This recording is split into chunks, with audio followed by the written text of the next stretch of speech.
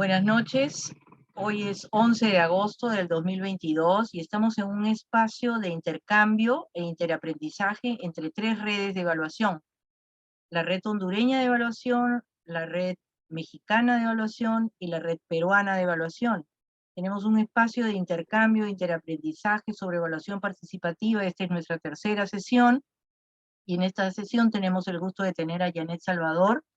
Ella es miembro de ACEVAL, de la red mexicana, y tiene una gran experiencia con evaluaciones participativas en el sector gubernamental, y ahora va a compartir con nosotros su experiencia de una evaluación participativa de 3 programas en Zacatecas.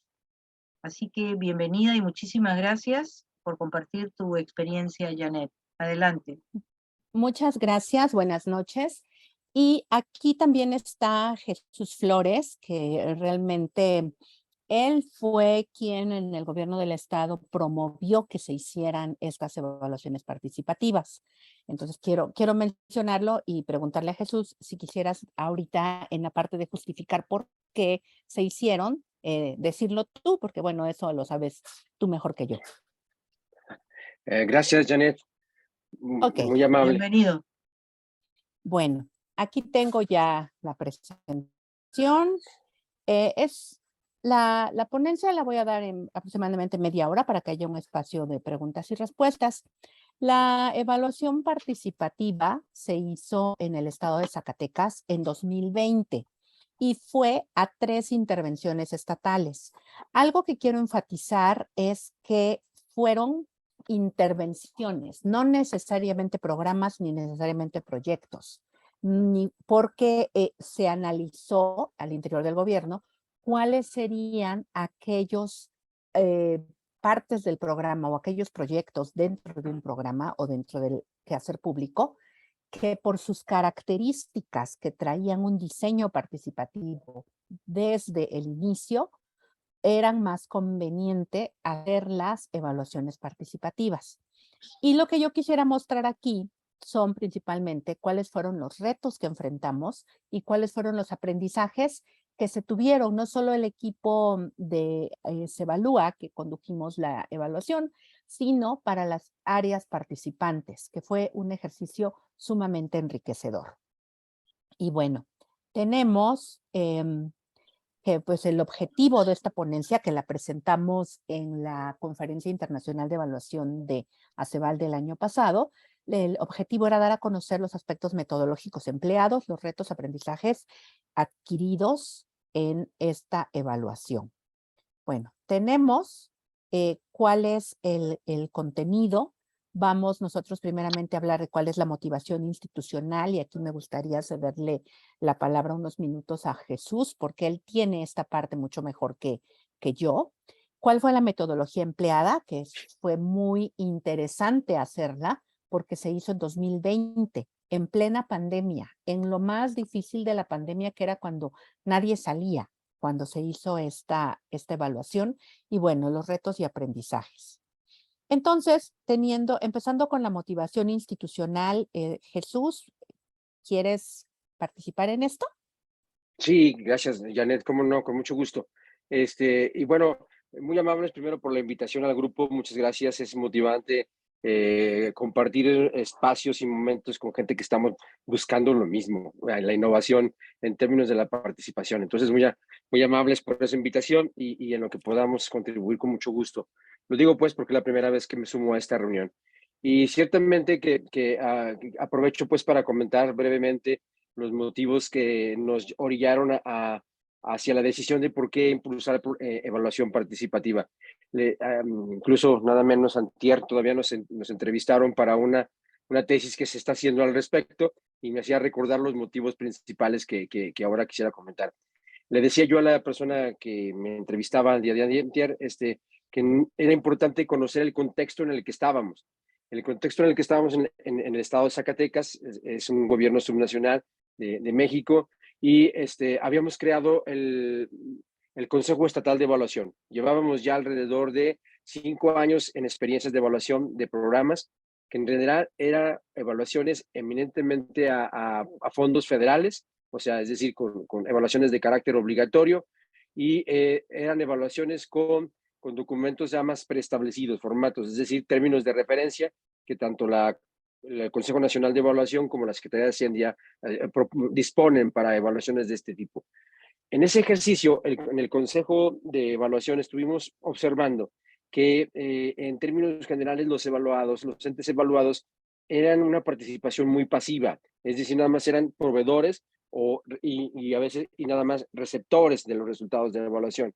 Sí había un diálogo intermedio cuando se presentaban avances de la evaluación, pero en términos generales se concentraban a facilitar la información y solamente a recibir información. Entonces, esta cierta pasividad no nos era muy atractiva y nosotros sentíamos en el consejo que había necesidad de conocer mayor información de los participantes, conocer también la visión desde los participantes.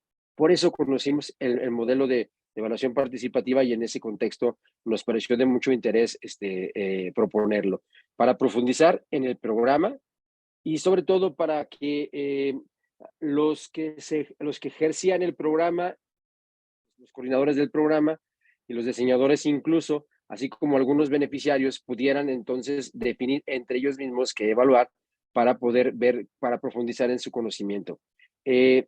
Esta decisión la tomamos, bien, como bien dice Janet, no a programas específicos, en algunos de ellos fue un componente, pero lo que sí alcanzamos a definir, y eso es algo que nos fue de mucha motivación tomarlo en consideración, es que esta metodología la aplicamos hacia programas ya más consolidados.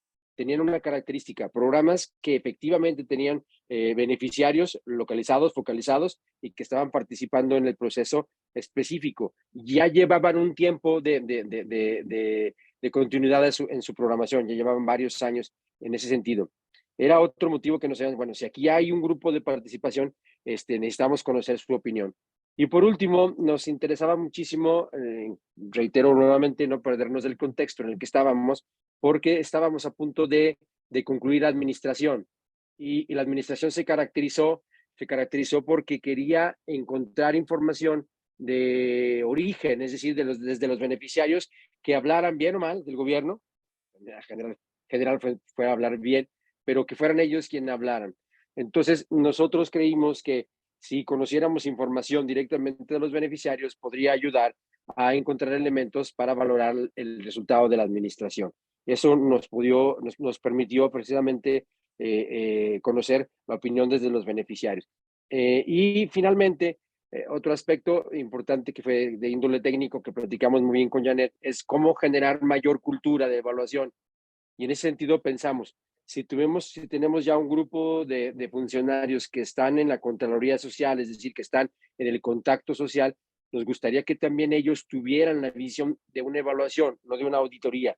Entonces, se invitó a ese grupo de trabajo de compañeras y compañeros que se integraron y nos finalmente concluimos, ya lo verán más adelante, en que enriquecimos el aspecto de cultura de la evaluación. Ahora somos más evaluadores en Zacatecas. Eso nos motivó así en general, a grandes rasgos y lo demás ya lo explicará Janet. Muchas gracias, Jesús. Muchas gracias, Jesús. Bien. Jesús, bueno, ya dio el contexto y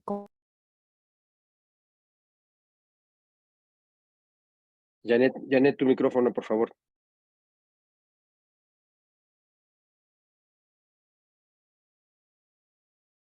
más en sí. Se analizaron tres. Uno fue un proyecto dentro de la estrategia de prevención social de la violencia y de la delincuencia. Este proyecto fue enfocado a una colonia con altos índices de delincuencia que a través de una organización de la sociedad civil diseñaron una intervención para que las personas se conocieran, se acercaran, se fuera creando cohesión comunitaria. En esta colonia era una colonia de reciente creación, bueno, tenía 3, 4 años que se había creado, y la gente pues no se conocía, había altos índices de delincuencia, la gente tenía miedo de salir a la calle, y con el proyecto hicieron talleres para que la gente se conociera, hicieron talleres en los cuales definieron pintar murales. De hecho, la portada de esta presentación, y la vuelvo a poner porque realmente este mural se veía muy bonito, estos murales fueron los que pintaron en las bardas de las casas y fue la gente la que propuso a la organización de la sociedad civil que estuvo a cargo de esto, que querían que se pintara de tal manera que se fuera generando una identidad dentro de las personas que habitan en esa colonia. ¿Qué Entonces, colonia era? ¿Puedes decir, por favor, la colonia? ¿me recuerdas el nombre de la colonia? Abelardo, ahorita les digo el nombre de la colonia. Es en el municipio de Fresnillo, Zacatecas. Y entonces la intención de la evaluación, teniendo la participación de las personas, era como lo natural dentro del programa, dentro del proyecto, ya que todo se diseñó desde un principio con la participación de las personas. Luego, el siguiente, que es el componente de atención social y participación comunitaria dentro del apartado rural del programa de agua potable, drenaje y saneamiento. Bueno, en México, a nivel nacional, la CONAGUA, la Comisión Nacional del Agua, es la encargada de este programa de agua potable, drenaje y saneamiento. Es un programa muy grande que tiene mucho dinero y tiene como dos partes, lo que es la rural y la urbana. Y en este apartado rural tienen un pedacito que es un componente, nada más es una parte de este programa, donde promueven que a las comunidades rurales a las que les entregan sistemas de agua potable, drenaje y saneamiento, sean estas las encargadas de operarlo, darle mantenimiento, cobrar las cuotas y hacerlo autosostenible. Entonces, como también desde que se implementa este programa, las personas de la Secretaría del Agua y Medio Ambiente son las encargadas de estar reiteradamente con las comunidades, enseñándoles cómo se va a operar, cómo se va a cobrar, cómo se va a reparar en caso de que se descompongan. También era una cosa muy natural que todos ellos participaran en la evaluación. Y por último, el modelo para la igualdad entre hombres y mujeres, que ese es un modelo a nivel de dependencias de gobierno del estado de Zacatecas, lo fueron implementando en 16 de todas las dependencias para que se reconociera esta igualdad entre mujeres y hombres. Y para ello también se crearon comités de igualdad, en los cuales se buscaba dar capacitación en términos de lenguaje incluyente, de derechos humanos, etcétera, y también se les invitó a ellos para que la evaluación se hiciera de forma participativa. Entonces, como pueden ver, estos tres no son exactamente programas gubernamentales completos, sino son apartados específicos dentro de programas que, por ser diseñados con un componente participativo desde un principio, era lo más natural que así se evaluaran. Y bien, ¿cómo fue la metodología que empleamos? Como les comenté, la metodología que se diseñó fue durante la pandemia. Entonces tuvimos que hacer una metodología de trabajo híbrida en la cual se pudiera llevar a cabo el trabajo de forma remota, dado que en esos momentos empezamos más o menos en septiembre de 2020, los índices de contagio en el país eran muy elevados y las personas no estaban trabajando en sus oficinas. Entonces, todo se estaba haciendo vía remota, vía Zoom. Entonces, tuvimos que pasar de lo que tradicionalmente se hace en evaluación participativa, como es este dibujo que se ve aquí arriba, de que se trabajara con las personas, con post-it, con papelitos, con dinámicas lúdicas, presenciales, etcétera. Lo tuvimos que hacer a un formato que en Zoom básicamente se pudiera llevar a cabo algo muy similar para poder llevar a cabo todas las actividades de la evaluación participativa. Entonces, de técnicas presenciales, que son lo tradicional, tuvimos que volverlas virtuales y trabajar de tal manera que se mantuviera el interés que se lograra la integración, que eso fue un gran reto, y el ambiente de confianza que se requería para poder llevar a cabo esta evaluación participativa. En la integración del equipo evaluador fue una forma de autoselección de funcionarios públicos que pudieran tener disponibilidad para dedicarse mucho de su tiempo a hacer la evaluación. Duró septiembre, octubre, noviembre, diciembre, nada más. Entonces tuvimos que ser sumamente intensivos. Para aquellos que estuvieron en el bootcamp, algo así de intensivo o mucho más, porque sí fue muy, muy demandante para que pudiéramos lograr el objetivo de hacer estas evaluaciones. Se invitó a personal de la propia dependencia ejecutora del programa, personal de otras dependencias que estaban relacionadas con los programas, como son la Secretaría de Finanzas, la de Planeación, la de Función Pública, y el apoyo de la Contraloría Social fue muy valioso, porque ellos en sus funciones están el hacer trabajo de campo. Entonces fueron quienes apoyaron realmente para hacer todo el trabajo de campo. Y con la ventaja de que pues conocen el estado, conocen la normatividad, conocen los programas, pero no son ejecutores. Entonces teníamos ahí una muy buena forma de evitar este sesgo que se tenía con los ejecutores, porque pues ellos estaban interesados en salir bien evaluados. En un principio no entendían mucho que esto era para aprendizaje. Ellos entraron con la idea de quiero sacarme un 10 porque están acostumbrados a que las evaluaciones se les hacen numéricas, cuantitativas y se les califica. A lo largo de estos meses se les fue capacitando para que ellos vieran cómo con este tipo de evaluación de un tipo más cualitativo no era ir por el numerito, por la calificación, que era lo que siempre estaban acostumbrados, sino obtener los aprendizajes. Y bien, entonces así se integraron los equipos y fueron en total 25 personas que integraron los equipos, 3 equipos de trabajo. Algunos de ellos tuvieron que trabajar en 2 equipos, o creo que alguien trabajó en 3, no me acuerdo, porque eran sobre todo las personas de Contraloría, que eran los que tenían que estar haciendo el trabajo de campo.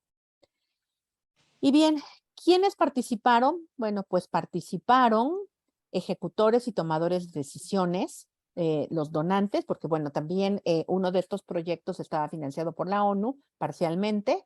Los beneficiarios y las comunidades también participaron, el equipo facilitador y la organización de la sociedad civil, que fue la que estaba encargada de hacer los murales. ¿Cómo se hizo? ¿Cómo fue la metodología? Primero se trabajó en el diseño.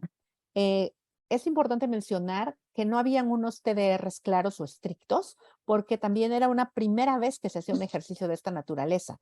Entonces, a través de reuniones de trabajo con las personas del Consejo Estatal de Evaluación y de las dependencias, pudimos hacer el diseño de lo que iba a hacerse, cómo iba a hacerse la implementación de esta evaluación participativa.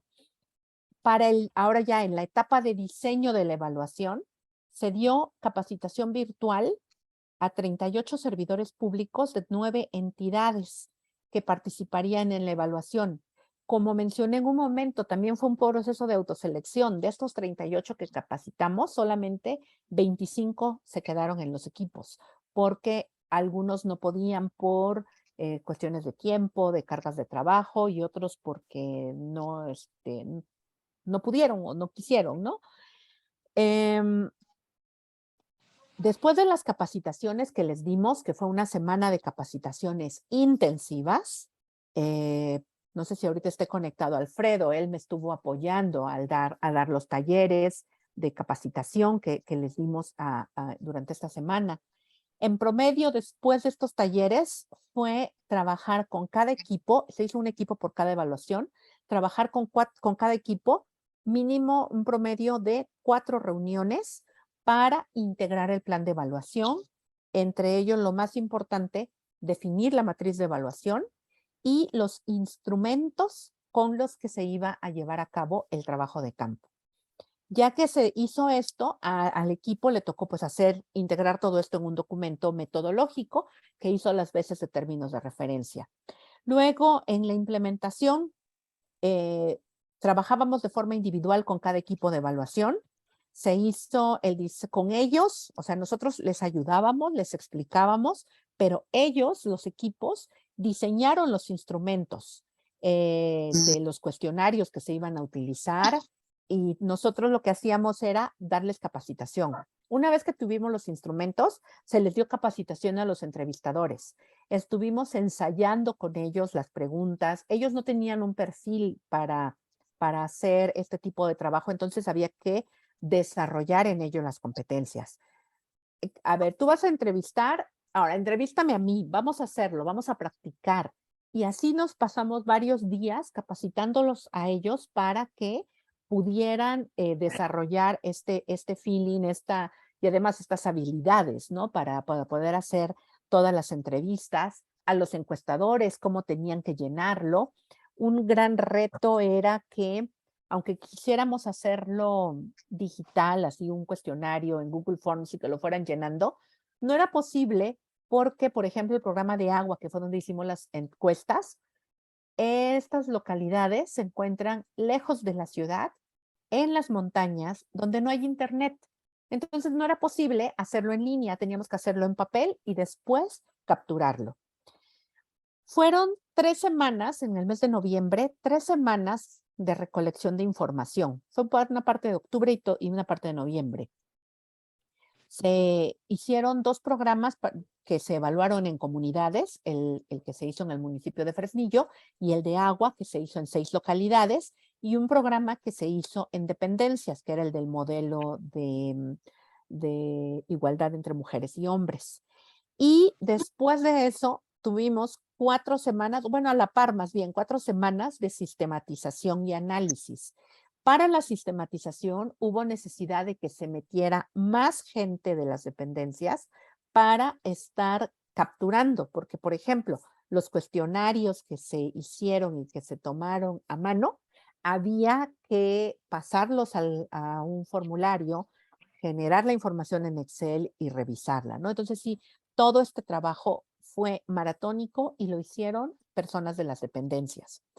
Y a mí me tocaba pues tener con ellos reuniones de trabajo en línea para hacer el análisis de la información. Tuvimos, no sé, con algunos equipos hasta 12 reuniones para estar haciendo este trabajo. Y después, la parte más enriquecedora, pues fue cuando, a partir del análisis de los hallazgos, de las conclusiones, ellos generaron las recomendaciones. Y ellos presentaron ante los titulares de las dependencias los resultados de la evaluación. Esto fue en lo que consistió la metodología. ¿Cuáles fueron los retos y los aprendizajes? Primeramente, los retos por la pandemia. Sí, estábamos, como les decía, en septiembre, octubre, noviembre, diciembre del 2020, cuando se hizo más difícil la situación porque todas las dependencias estaban teniendo trabajo remoto, lo cual imposibilitó realizar la capacitación y las entrevistas de forma presencial. Tuvimos que hacerlo todo virtual y de repente pues todo el mundo apagaba la cámara y ya no sabíamos si estaban, si seguían o no. Desarrollar habilidades para ver, tú contéstame, tú dime, para que la gente estuviera atenta, ¿no?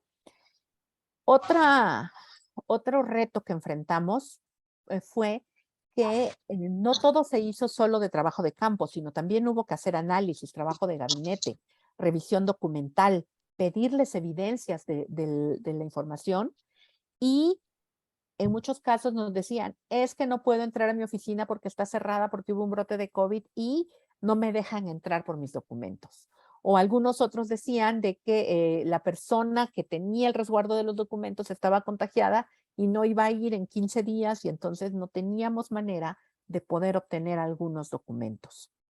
Y también dentro del equipo evaluador de las personas que estuvieron haciendo el trabajo allá, hubieron quienes se contagiaron y pues eso retrasó mucho, dificultó y fueron los grandes retos que tuvimos por la pandemia. Ahora estos que son los retos institucionales. Dentro de los retos institucionales que nosotros encontramos fue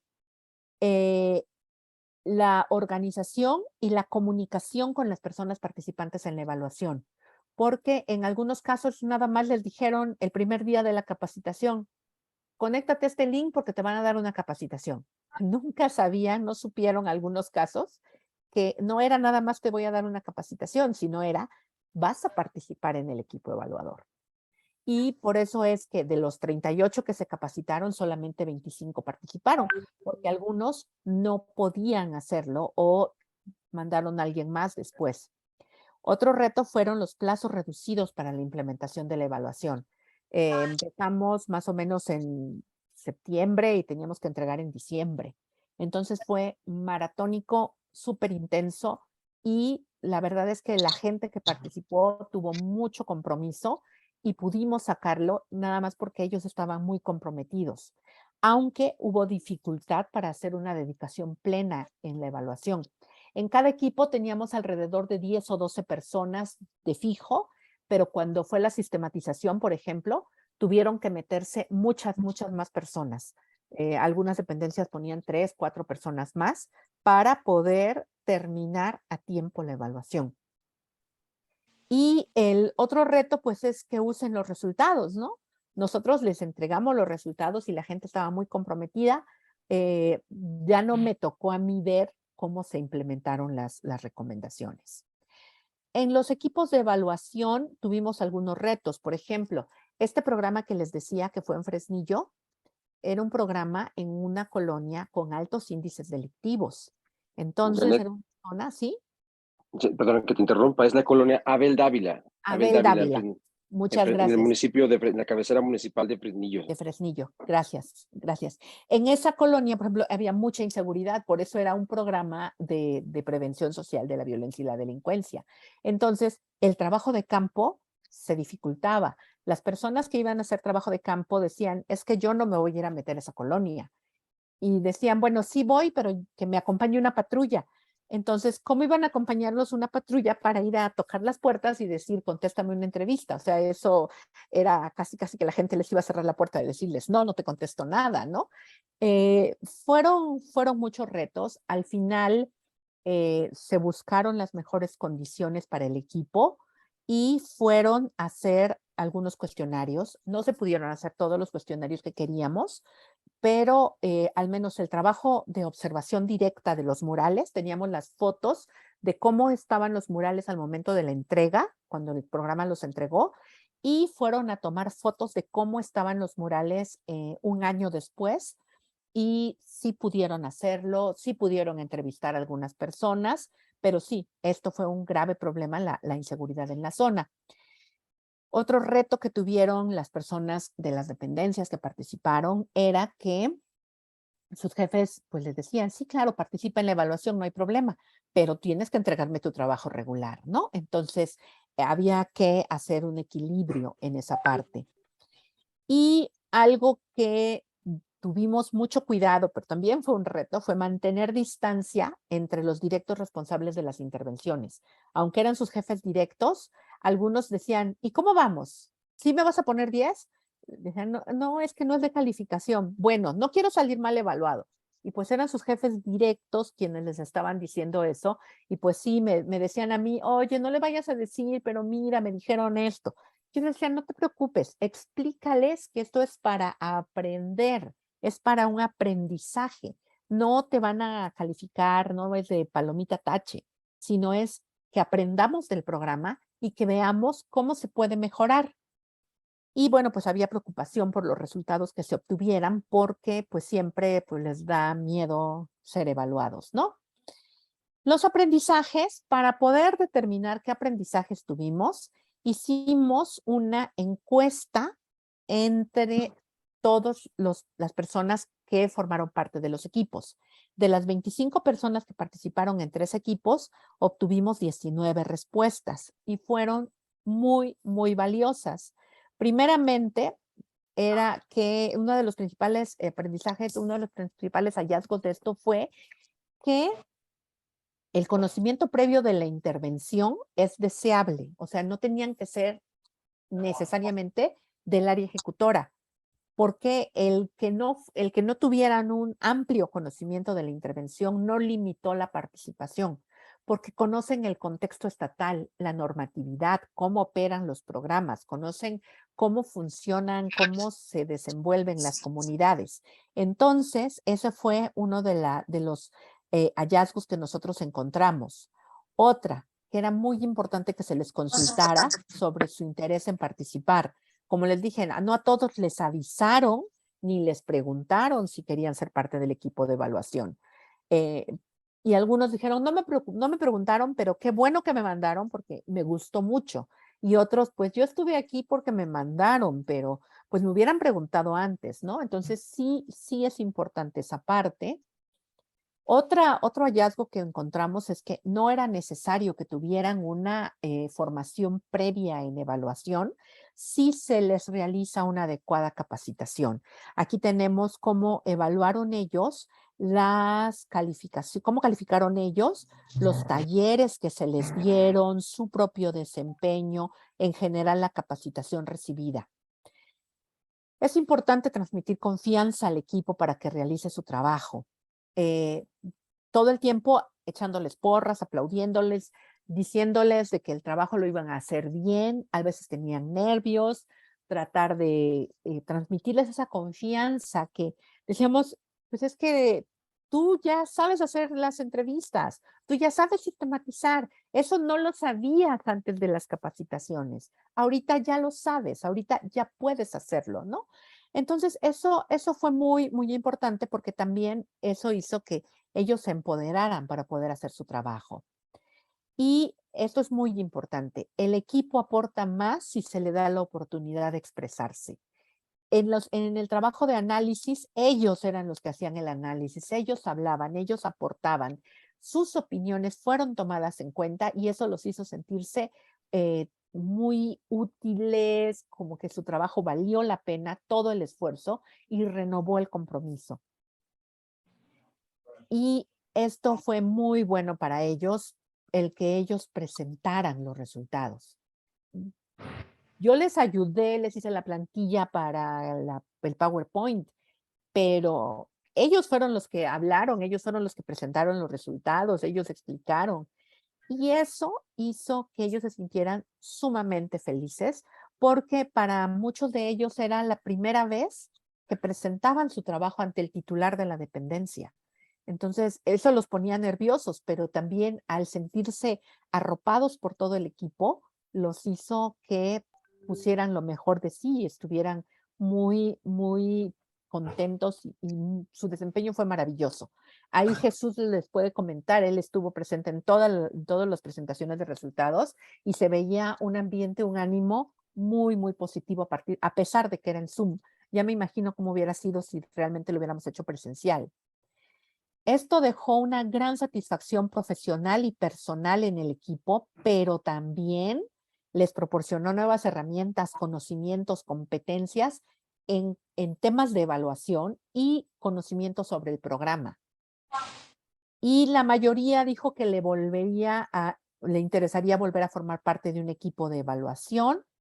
Y bueno, pues dan estas recomendaciones ellos a los tomadores de decisiones, que le hagan caso a las evaluaciones, que continúen haciéndolas, que estas evaluaciones son muy buenas. Todas estas sugerencias dieron. Y pues finalmente, como conclusiones, lo que nosotros podemos decir como equipo facilitador es la importancia que tienen que los gobiernos locales impulsen este tipo de evaluaciones, ya que hay una apropiación no solo del proceso de hacer la evaluación, sino de los resultados.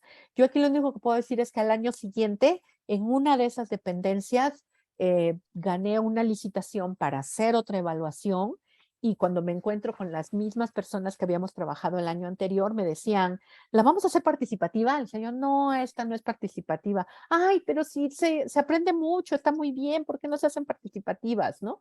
Entonces, hubo apropiación realmente, aunque el marco normativo limita el alcance, porque se queda hasta donde termina la evaluación. No hay por parte del equipo que participa, no hay un seguimiento de las recomendaciones porque hay un área específica en el gobierno que lo hace. Pero bueno, la participación fortalece el resultado. y esto fue lo que presentamos Jesús y yo en la conferencia de ACEBAL. Pues muchas gracias. Sí me ajusté al tiempo. Y muchas gracias, Janet, muchísimas gracias. Bien, queda abierto ahora, digamos, para que puedan preguntar, levanten la mano, por favor, y hacemos todas las preguntas juntas, y luego nos va a responder Janet. Macarena. Muchas gracias. Pues aprovecho y lanzo dos en una. Desde tu expertise, Janet, y desde tu mirada estratégica, ¿por dónde empezar para consolidar la evaluación participativa en el ámbito subnacional? Esa es la primera parte. Y la segunda parte es igual, desde esta mirada estratégica, ¿cómo consolidar la perspectiva de género y de derechos humanos en las evaluaciones participativas en el ámbito subnacional? Muchas gracias y felicidades. Gracias. Aquí hay una pregunta de Francisco Quintanilla. ¿En qué año se hizo la evaluación y cuáles han sido los resultados después de presentar los hallazgos? Esa sería la segunda. ¿Alguien más? ¿Alguien más levantó que no lo veo? Si no, ¿quién levantó la mano? Pregunta, por favor, para Janet.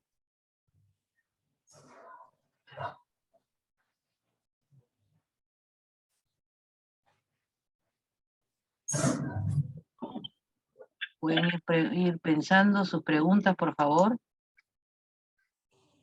Si quieres, Yo lo que contesto quería- estas dos y ya Sí, en lo que piensan. claro, los dos. Hay una pregunta que yo quisiera hacer, y es un poco cuando hubo la conversación inicial con quienes promovían la evaluación, ¿sí hubo algún trabajo previo para ver cómo pensaban qué es una evaluación? Por lo que tú estabas señalando que buena parte, algunos directivos preguntaron, ¿qué nota me vas a poner? ¿No? ¿Cómo voy a salir calificado? Entonces, si hubo una etapa previa en la cual se habló sobre el sentido de la evaluación. Eso. Serían como... Ya tenemos 3 preguntas. ¿Alguien más? Si no, puedes contestarla, Janet. Ok, muchas gracias. A ver, empiezo con las preguntas de Macarena, que por dónde empezar para consolidar la evaluación participativa a nivel subnacional. Bueno, como saben, quienes están en México, quienes han estudiado la parte de la evaluación subnacional en México, existen diferentes niveles de madurez, podríamos decirlo, ¿no? Existen diversos niveles de consolidación de lo que es la evaluación o los sistemas de evaluación en México. Entonces, si pensamos como que quienes apenas están empezando, apenas los están impulsando, pudieran no tener un grado de madurez para poder llevar a cabo estas evaluaciones, estaríamos descartando más o menos a la mitad de los estados en México. Y la otra mitad, que ya tienen mayor consolidación, que ya hacen anualmente su programa de evaluaciones y hacen las evaluaciones, sobre todo aquellos estados en los cuales diseñan sus propios términos de referencia y ya dejaron de copiar los términos de referencia de Coneval, o en los estados en los que buscan que las evaluaciones les sean de utilidad más que hacer evaluaciones para cumplir. Yo creo que esas serían las características que deberían tener los estados que pudieran implementar evaluaciones participativas, que tuvieran la voluntad de hacer evaluaciones para aprender, no solo para cumplir, que estén dispuestos a diseñar términos de referencia distintos de los que hacen en Coneval. Y otra que es muy importante y fue un reto que se enfrentó en Zacatecas, el hecho de que por obligación ellos tienen que hacer unos tipos de evaluaciones específicas en los fondos federales, pero ellos se animaron a salirse de la caja y no solamente cumplir con lo que tenían que hacer, sino ir más allá, innovar. Entonces son las características que considero deben de tener.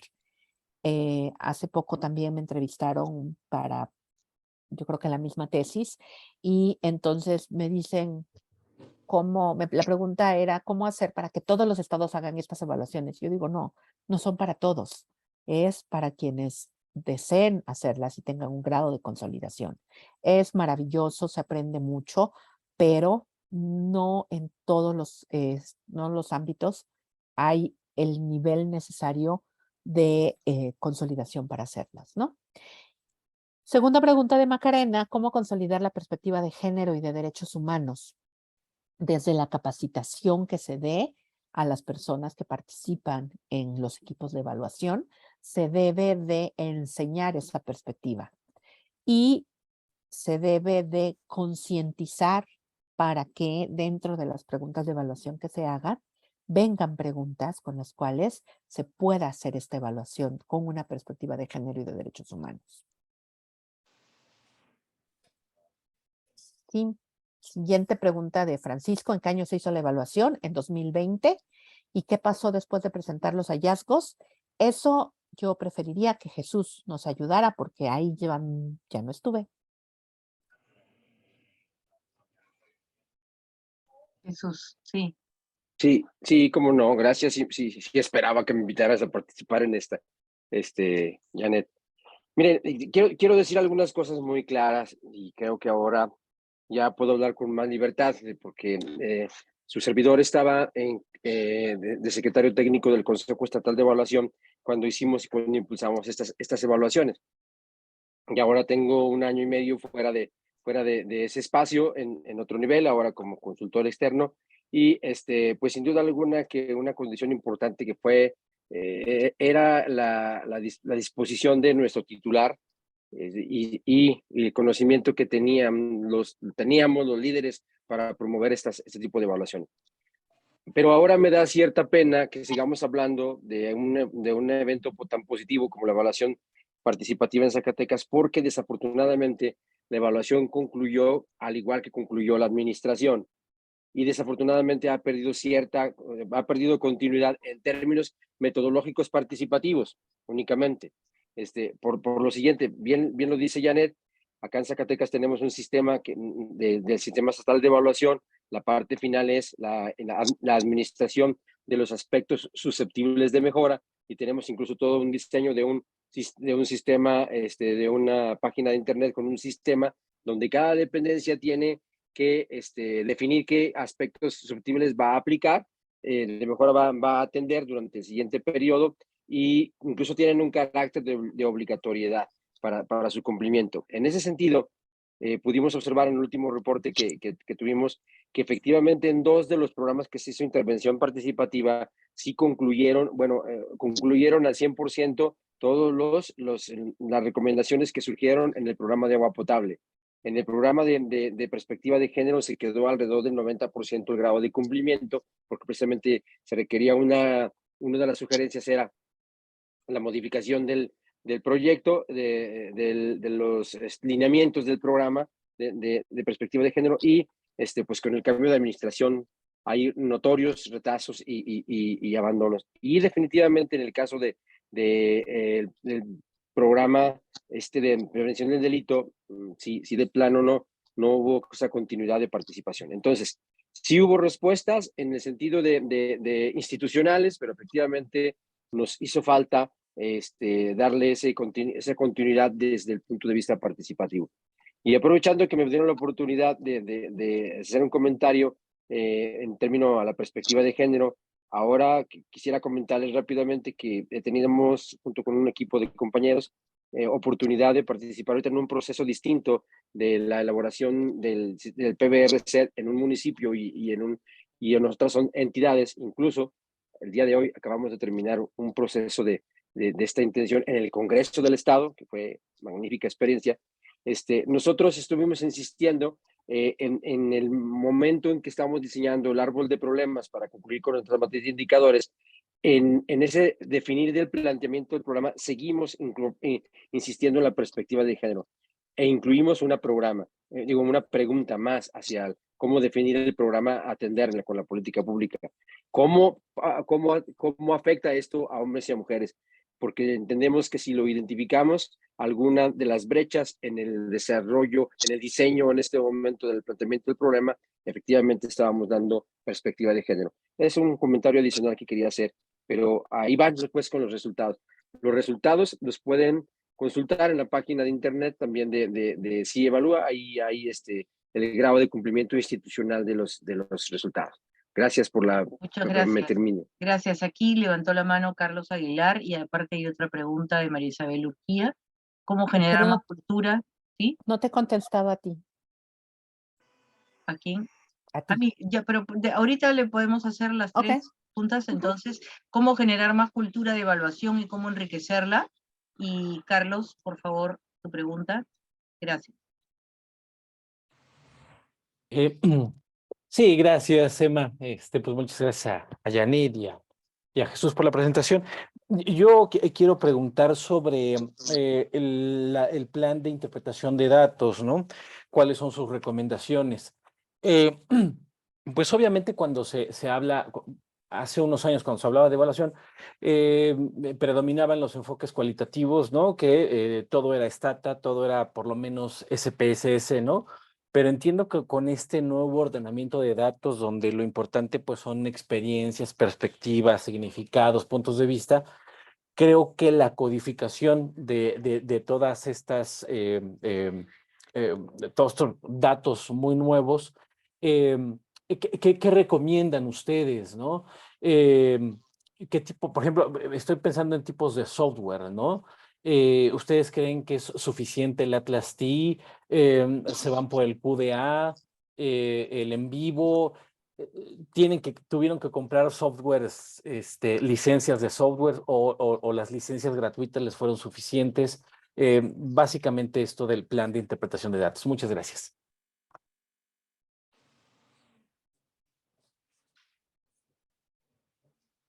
Adelante, Janet. Muchas gracias. Bien, retomo con la de Emma. Si en la conversación inicial con las personas tomadoras de decisiones hubo una etapa previa para darles a conocer cuál era el sentido de la evaluación. Sí lo hubo, solo que hay muchos niveles de mando. Cuando nos reunimos con el Consejo Estatal de Evaluación, ellos hablaron directamente con las personas titulares de las dependencias y o con las personas de más alto nivel jerárquico responsables de los programas. Y fueron con quienes yo también me reuní, que eran subsecretarias, subsecretarios, directores de alto nivel, ¿no? Con ellos, con ellas fueron con quienes se hicieron las reuniones iniciales. Ellos fueron quienes son las personas tomadoras de decisiones. Pero no necesariamente eran los jefes directos de quienes participaron en los equipos de evaluación. Entonces, ahí tal vez hubo alguna ruptura en la comunicación que no bajó tanto. Y los que estaban en medio, que eran los directos responsables de los programas, pues eran los que tenían el nervio de cómo vamos a salir calificados, ¿no? Realmente, cuando se hicieron las presentaciones de resultados con las personas titulares de las dependencias, estuvieron encantados con los resultados de las evaluaciones, porque muchos de ellos tenían ya el interés de poder saber cómo percibía la gente sus programas. Y eso fue algo muy satisfactorio para ellos porque se cubrieron sus expectativas. Y ya cuando las personas directamente responsables de los programas vieron que no habían calificaciones, que todo era quali, que todo eran recomendaciones, hallazgos, aprendizajes, entonces sí se quedaron un poco más tranquilos. Creo que ahí nada más hubo un programa en el que se vio de que la forma en que lo implementaron no era la mejor y que sí se quedaron como un poquito así, no tan contentos porque creían de que lo habían hecho siempre todo muy bien, pero ya a la hora de revisarlos, pues se dieron cuenta que habían por ahí algunos aspectos que mejorar. Entonces siempre les decimos, no son fallas, son aspectos de mejora, cosas que ustedes pueden ir aprendiendo y mejorando. Para eso sirven las evaluaciones. Bueno, luego, no sé, ¿alguna otra cosa, Emma, o paso a la siguiente?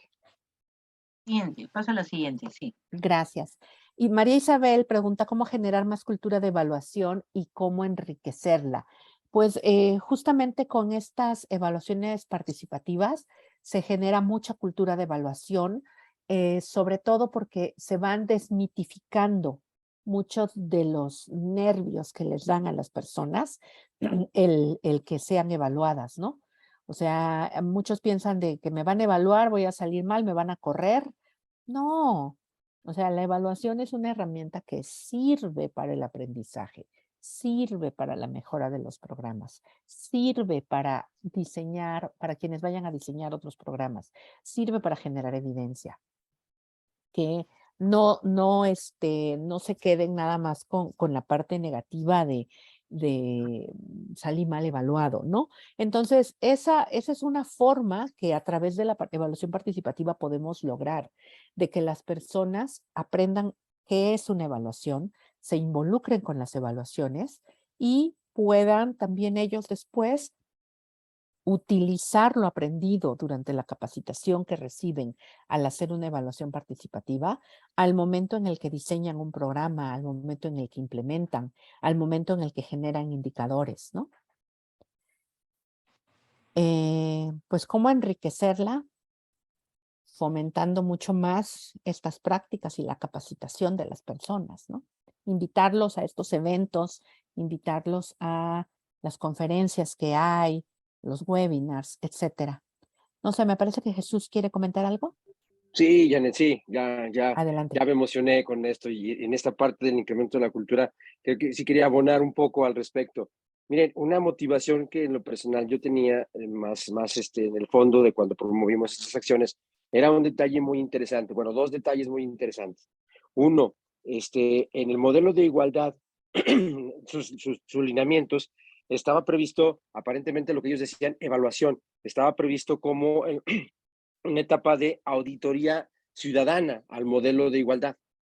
Entonces, cuando nos hicieron varias auditorías, porque yo participaba en el comité de igualdad, fue a mí muy decepcionante porque lo que hicieron fue ir a verificar el grado de cumplimiento de las etapas y los procesos que teníamos que realizar. Simplemente, tenías que hacer una asamblea y si tenías que informarle a tu titular y tenías que reunirte con tu comité. ¿Lo lograste, sí o no? Pues esto no nos lleva a nada, ¿verdad? Nosotros creemos que el modelo efectivamente debemos de valorarlo si está impactando en la política pública. Y esa fue una motivación muy interesante que nos orillaba. Yo deseaba que ampliaran el concepto, los comités ampliaran el concepto de auditoría también por el concepto de evaluación en el contexto que Janet lo define, del conocimiento y profundización del programa. Entonces, eso se me olvidó comentarlo al principio, pero esa fue una motivación muy interesante que nos reportó muchos resultados. Y la otra era que una jefa de los órganos internos de control de la Secretaría de la Función Pública ya había estado generando un cierto conflicto con, perdón, con nosotros los de planeación y evaluación, porque decía, no, es que no me gusta a mí que hagan ese tipo de evaluaciones porque ustedes son los buena onda. Ustedes hablan a las gentes de los programas de las dependencias, sí, mejora, hace esto para que mejoramos. No hay que cumplir con el compromiso, pues a rajatabla de la norma, ¿no? Y teníamos esa definición. Y entonces, el grupo que participó de la Secretaría de Función Pública estaba estrictamente vinculado a este concepto de auditoría y no de evaluación. Entonces, era otra intención. Conozcan también la forma de evaluación para que puedan un poco diferenciar ambos métodos y lleguemos a resultados distintos. Les encantó el concepto de evaluación. Gracias. Muchas gracias, Jesús. Y bueno, ahora la pregunta de Carlos, de qué software utilizamos o cómo se hizo el plan de interpretación de datos. Mira, un reto y una limitación que se tiene también es la propia formación de las personas que participan en los equipos de evaluación, ¿sí? En poco tiempo había que meterles y atacarles de información de qué es un indicador, qué es una matriz de marco lógico, qué es un componente, qué es un objetivo, cómo diseñar una pregunta. Y dado que los volúmenes de información no eran tan grandes, o sea, sí eran grandes porque se hicieron en un municipio, bueno, en la suma de los municipios se hicieron, por ejemplo, cerca de 100 cuestionarios que fueron llenando, 100 cuestionarios. Luego se hicieron alrededor de unas 6 por 3, 18 entrevistas. O sea, realmente no estamos hablando de grandes volúmenes de información que necesites un software especializado para sistematizarlo y procesarlo. Y también otra limitante eran los propios recursos de las dependencias, porque pues no les podíamos pedir mucho más allá de que tuvieran Excel o que tuvieran Access, ¿no? Entonces, con las herramientas básicas públicas que tenemos más comunes, vamos, a través de esas estuvimos trabajando.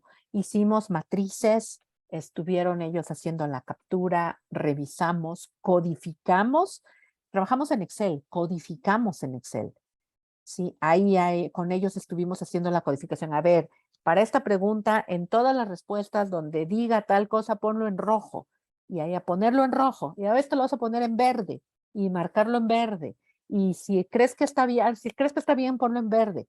Si no, ponlo en amarillo. Si no, ponlo en rojo. Entonces, hojas de trabajo, grandes sábanas de trabajo, codificadas manualmente.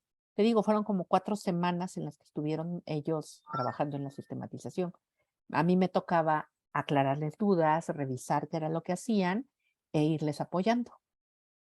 Muy bien, acá hay una felicitación de Benjamín Chacón y una pregunta de Susana Guevara. Ya con eso cerramos. La pregunta de Susana. Si respondió la metodología a un contexto determinado COVID, reflexiones, ¿qué cambiaría para aplicar en el contexto actual? Presencial. Hacerlo presencial.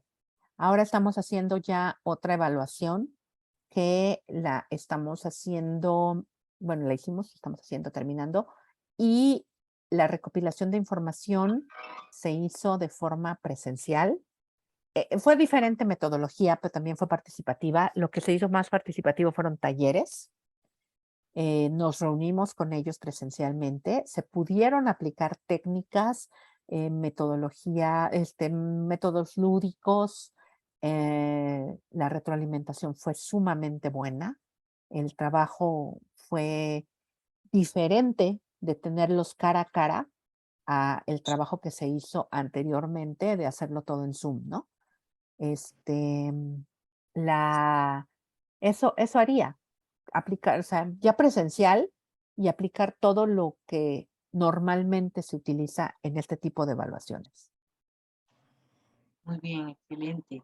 Bueno, muchísimas gracias, Janet. Realmente muy interesante esta experiencia, además con todas las restricciones y con los resultados en el propio equipo de trabajo, la sensibilización y el compromiso que se ha logrado por parte de autoridades y de funcionarios alrededor del potencial que tiene la evaluación en Zacatecas, ¿no? Creo que eso despierta, más allá de un informe de evaluación, despierta un interés de cómo continuar, cómo, ¿no? Y estoy convencido de este enfoque de evaluación que es más orientado al aprendizaje que hacia el control, ¿sí? Así es. Sí, muy bien. Muchísimas gracias. No sé si alguien más quiera expresarse, no sé, Carlos, Pablo. Bueno, yo la verdad quisiera agradecerle a Janet y a Jesús por todo el conocimiento que compartieron con nosotros, pero a mí me gustaría también escuchar a Francisco, porque Francisco representa a una red de auditores sociales. Entonces, que lo que nosotros vamos buscando es de que ellos pasen de auditores sociales a evaluadores participativos. Entonces, no sé si tendríamos el espacio para que Francisco solo que nos diga qué es lo que hacen y qué es lo que tal vez... Unos minutitos, sí, unos minutitos podemos darle, ¿sí? Formativos. Francisco. Bueno, Breve, muchas por gracias. favor, sí, Francisco, porque podríamos programar otra reunión después, ¿no? Buenas tardes, compañeros y compañeras. Mi nombre es Francisco Quintanilla de Honduras. Representamos a una red nacional de auditores sociales. Estos auditores sociales fueron capacitados a través de una iniciativa internacional, COS, que trabaja en el tema de infraestructura. Somos auditores generales con una especialidad en infraestructura. Estamos en muchos municipios, como en 52 municipios de los 198 municipios. Los miembros de la red son miembros de las comisiones ciudadanas de transparencia. Esta es una figura que existe a nivel local que se encarga de auditar socialmente todos los proyectos, programas de las instituciones locales o instituciones del Estado que están trabajando en el municipio. El objetivo principal es hacer auditoría social, para lo cual hay una metodología que fue diseñada tripartitamente por el gobierno, por la cooperación internacional y por la sociedad civil. Se audita al gobierno local, pero se auditan también los sectores, salud, educación, infraestructura. Y deriva esta figura de lo estipulado en el Plan de Nación, Visión de País, que establece que es un plan de nación al año 26, al año 24 y Visión de País al año 38. Se deriva de dos pilares fundamentales en que se fundamenta el plan, que es la auditoría social que hace el pueblo, la población, que es una atribución específicamente de la población, y la gestión por resultados que tiene que hacer el gobierno en todos los niveles. De este plan de nación se derivó la política de descentralización. De la política de descentralización se derivó la ley de descentralización, en donde estas comisiones de transparencia y las instancias que se dedican a hacer auditoría social tienen la potestad de evaluar las inversiones que se hacen en el municipio y todo el proceso de descentralización del Estado hacia las municipalidades. Esta última etapa es de construcción. La ley de descentralización fue aprobada el año pasado, en octubre, y estamos capacitando a nuestra gente para que puedan hacer la auditoría social tal como corresponde.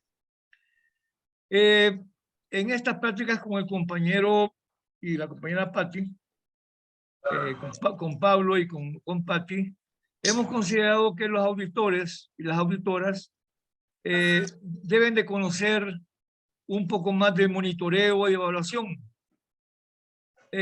Aunque son cosas parecidas, hay algunas diferencias, pero creemos que nos pueden ayudar a fortalecer pues, el acervo cultural de nuestros auditores sociales y en algún momento poder aportar ideas a los procesos de evaluación en los diferentes ámbitos en que se nos consulta. Así es que estamos contentos de estar aquí con ustedes. María Isabel Urquía es la subcoordinadora de la red, se llama RENACI. Y esta red tiene una directiva, nosotros somos los coordinadores, pero tiene una directiva que está conformada por representantes de cada departamento, 10 mujeres y 3 hombres conforman la directiva. La presidenta es una mujer que preside la red. Así que eso les podía comentar y cuando quieran conocer algo más, pues muchas gracias por ofrecernos el espacio. Gracias, don Francisco, por esta información que nos da una idea del contexto en Honduras y de los recursos que se tienen para poder promover evaluación participativa. Bien, vamos a continuar en otra oportunidad más adelante, estas charlas y estos intercambios. Y muchísimas gracias, Janet, por compartir, y don Jesús también, don Jesús Flores, por compartir esta experiencia que tanta huella ha dejado, ¿sí? Y que además tiene una capacidad de réplica también muy grande, ¿no? Así que muchísimas gracias y gracias a cada una de las personas aquí presentes. Gracias. Hasta la próxima. Gracias por la invitación. Gracias. Gracias a ustedes. Hasta luego. Adiós.